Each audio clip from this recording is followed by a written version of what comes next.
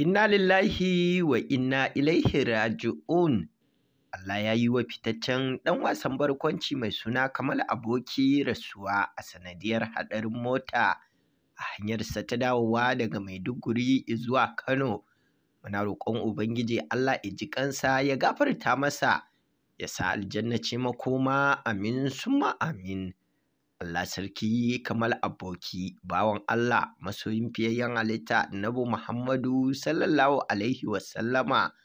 Kafin rasuwar tasa dai, kowa dai ya sani cewa a Kannywood da yawa daga cikin mawaƙa na sanya gasa ta waƙa, daga bisani su kuma ba da kyauta.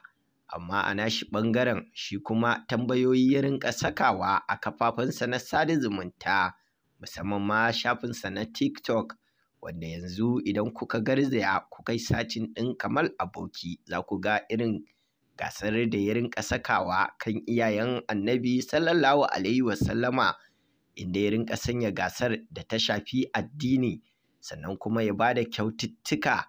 A nan muke roƙon Ubangiji Allah ya gafarta wa Kamal Aboki don soyayyarsa da manzon Allah sallallahu alaihi wasallama, ya sanya aljanna ce makomarsa, amin summa amin.